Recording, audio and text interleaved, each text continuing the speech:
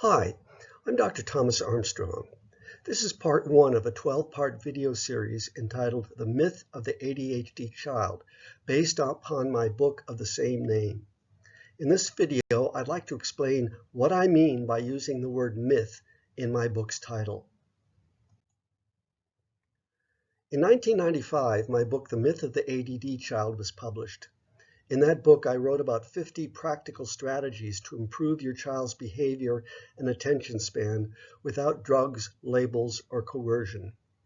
Then 22 years later, in 2017, I essentially rehauled the entire manuscript and added 51 more strategies to make in all 101 non-drug strategies. The reaction to each book was about the same. The professionals in the field of ADHD pretty much ignored it, hoping it would go away. Many parents and educators found it transformative and appreciated all the practical strategies. And a lot of people were angry about it. Most of those had only read the title and not much else.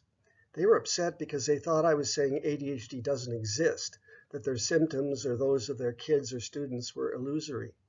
And I'm not saying that at all. I'm very aware that these symptoms exist. I was a special education teacher for 5 years, so I'm quite familiar with the symptoms. In this video, I want to explain why I used the word myth in my title. Some people say it was to sell books, but my motivation to write the book wasn't to sell a lot of books, but to get people to think differently about kids who are impulsive, hyperactive, distractible, forgetful, and in so many other ways atypical.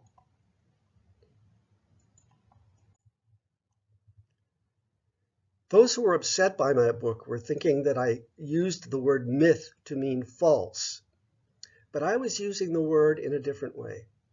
It turns out that the Greek word mythos means story.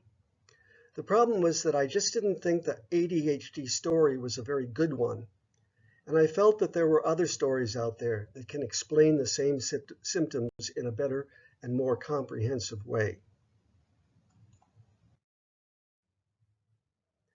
Let me illustrate my point. Here you see someone dropping a pencil. It's something any of us can do at home. Try it yourself. You hold the pencil, you let go of it, and then what happens?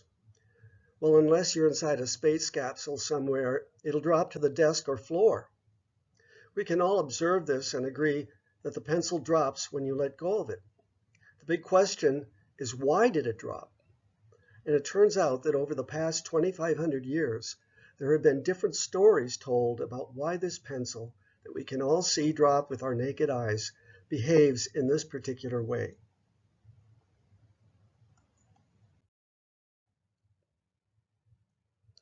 Around 350 BCE, the great Greek philosopher Aristotle spoke about the great chain of being, which was a hierarchical view of looking at the nature of different substances and beings.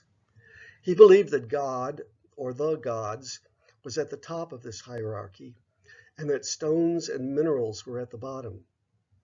His explanation for why the pencil dropped would be something like, the pencil wanted to drop down to be with its own kind. That may be simplifying things a little bit. In Aristotle's way of thinking, every being seeks to be with its own kind.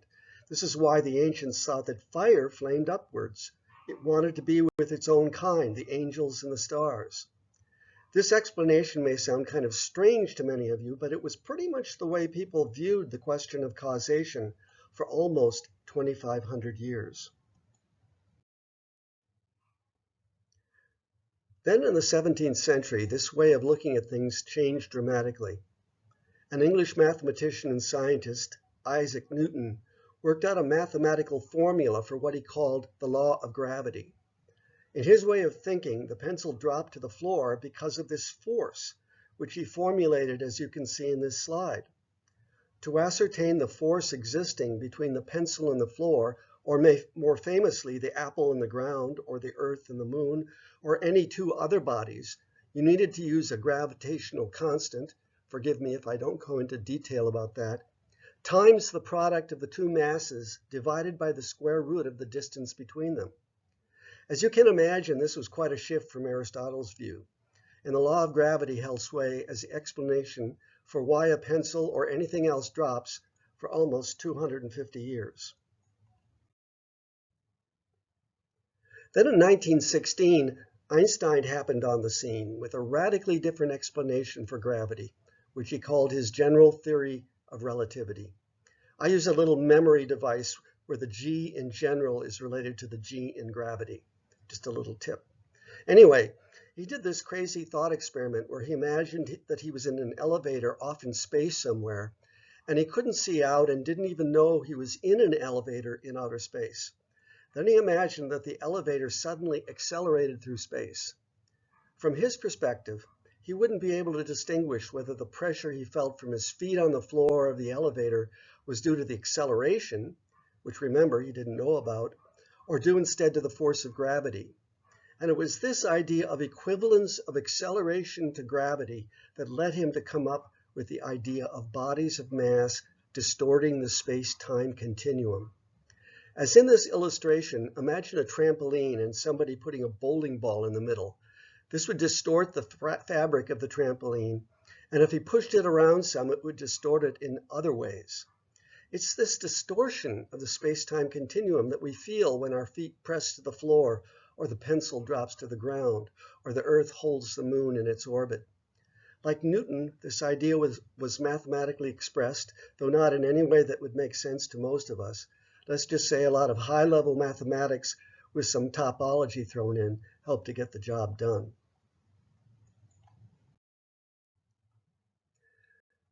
But now we can see the situation. We all saw the pencil drop, right? But why did it drop? People have had radically different views of that question over the centuries.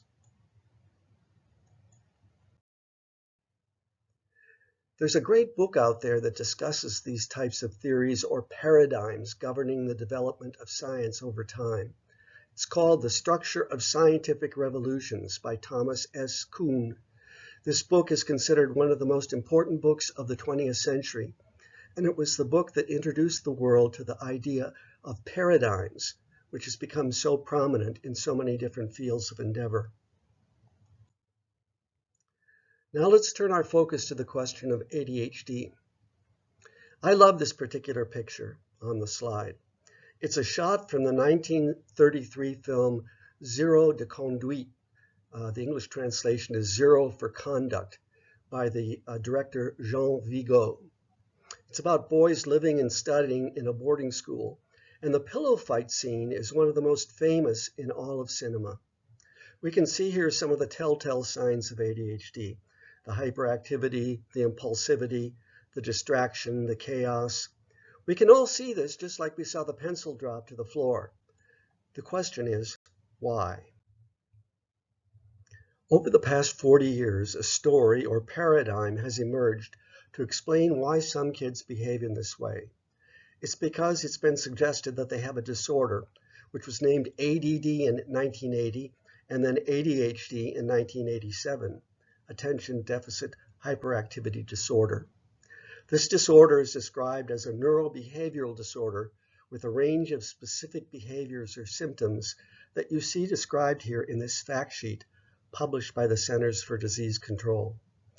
Overnight, hundreds and then thousands of studies were published outlining the ins and outs of this disorder. Parent advocacy groups were created, training programs were established, treatments were developed, primarily medications, but also some cognitive behavioral therapy and parent training, and lots of publicity given to it in the media.